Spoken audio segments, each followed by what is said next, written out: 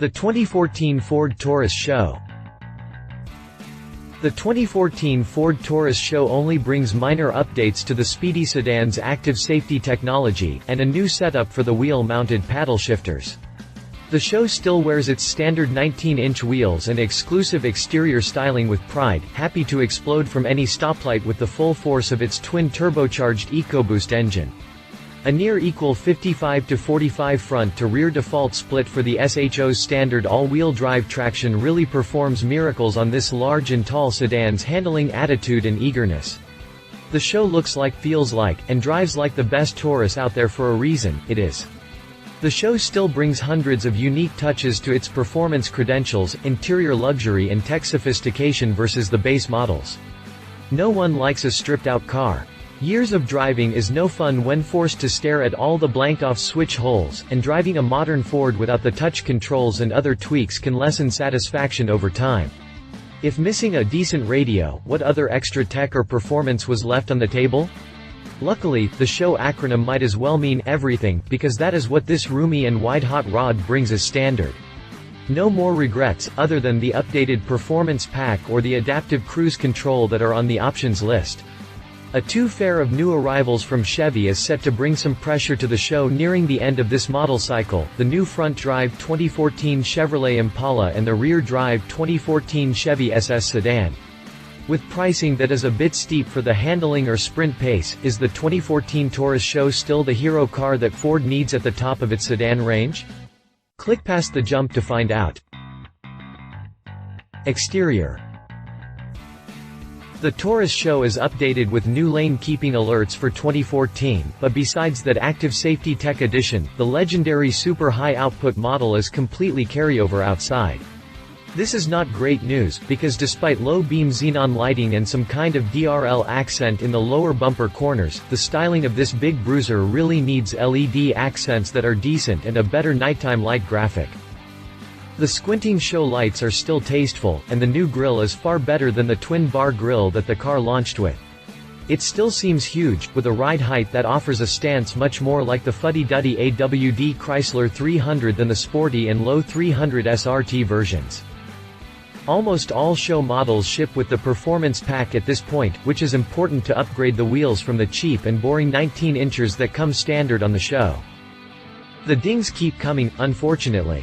Nearly all of the SHO's unique and appealing design cues are now front and center on the base Taurus lineup, which even offers 4-cylinder power for 2014 for the first time ever. The SHO also suffers from some dismal proportions and dated LED taillights. Much like the latest Explorer Sport, there is at least 4 inches of gray cladding all around the base of the SHO's exterior, which looks atrocious at $40,000 plus. Perhaps on a rally car, and excusable on a crossover, but not here. 2014 Ford Taurus SHO, exterior options. SHO Performance Package, 20-in. Bright machine-painted aluminum wheels, performance summer compound tires, performance brake pads, heavy-duty cooling system, EPAS specially calibrated steering, ESC track mode, 3/16, 1 final drive gear ratio, tire mobility kit, Alcantara suede steering wheel interior. Indoors, the SHO is still one of the nicest Fords available, bar none. The suede seating option is the best for keeping in place during corners, because otherwise these are the same average power seats from the rest of the Ford line. Some extra bolsters would be nice to go along with the embroidered logos at the top of the front seats. A seat base adjustment à la BMW would also win a lot of fans. The tech inside the 2014 SHO looks the same, with standard MIFARD touch by Sony and many other goodies, like heated and cooled seats up front. While the touchscreen looks the same, it is actually heavily revised with better hardware and quicker software. The back seat is roomy enough for a family of 5, with a really tall roof that is a curious feature. The seats back there are also much higher off the floor than is typical from Chevy, which dramatically increases comfort. Last on the list of SHO merits is its whopping 20 cubic feet of trunk space, which is giant and more footage than some college dorm rooms. 2014 Ford Taurus SHO, giant back seat detail. 2014 Ford Taurus SHO, giant trunk detail. Drivetrain, suspension and brakes. If the SHO in this hot Taurus's name also stands for everything in terms of equipment, sadly it does not really represent a super high output engine at this point.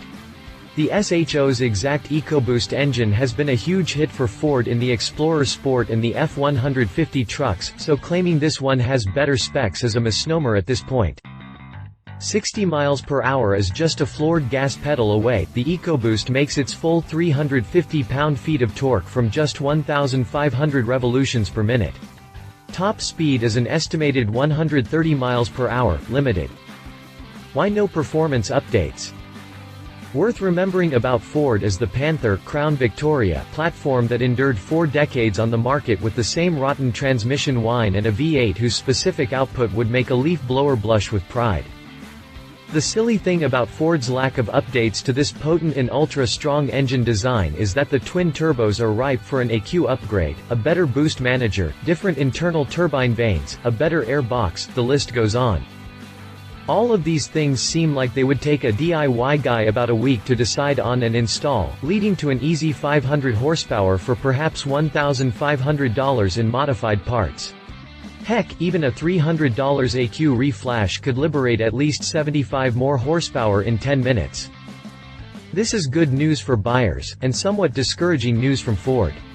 Considering the scrimping on the trim levels and every detail to maintain the car's tenuous value proposition, Ford may have forgotten that people would be thrilled to pay up if there is more performance on the table. 2014 Ford Taurus SHO performance details. Pricing and availability. The 2014 Ford Taurus SHO is priced from just below $40,000 up to about $44,000 with the optional performance pack. Competition. Chevrolet SS. The SS is the reborn Pontiac GTO, G8, Holden Commodore, Caprice Classic. While all those models continue for 2014. Wait, all of these rear-drive Chrysler 300 competitors have been total failures with less than a few hundred sold a month? Ha. Okay, well in that case. The SS is Chevy's new NASCAR-themed rear-drive flagship. With pricing at $45,000 and extremely tight supply, people who really want to be like Dale Jr. should put a special order in now.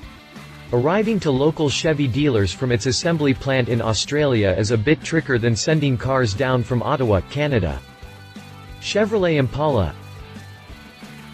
The Impala is Chevy's newly stylish update of one of the most reviled car names to hear at the rental car counter, let alone a car dealership when spending thousands of hard-earned dollars. The new Impala is also a jumbo sedan with a big back seat and just 2 cubic feet less trunk space than the Ford. Its dynamics and performance will be more akin to the lesser Taurus engines, but the top V6 is able to get a bit too close to the SHO in the 60 miles per hour sprint. Conclusion. As successful as Ford is these days, many blue oval vehicles seem to be oddly stripped and poorly equipped once they reach most buyers' hands. For the sedans, this problem is much, much worse than the trucks. In the case of the SHO, this menacing sports sedan is actually the largest and most sophisticated to come out of Dearborn in decades. Without the premier automotive group and the always failing Lincoln luxury division at an arm's length, one Ford is actually not very good at making or selling premium or even entry luxe models. This is no jab at Ford. An update is likely just around the corner, so perhaps they are biding their time to really enhance the future SHO, hopefully. Even so, with the 2014 Focus Street getting a nose job this winter after less than a year on the market, Ford's lack of attention on this flagship is regrettable. This all sounds way too reminiscent of the Taurus initial collapse in the early 2000s. Love it's still quite roomy and easy to see out of comfortable and helpful features like backup camera and cooled seats are nice, great torque off the line. Leave it too huge for most urban dwellers, roof too high and rides too high. MyFord touchscreen is not easy for all drivers to reach without leaning forward pretty slow versus the AWD Audi S8's a sub 4-second pace. If you liked this video, please share your thoughts in the comments below and don't forget to hit the subscribe button.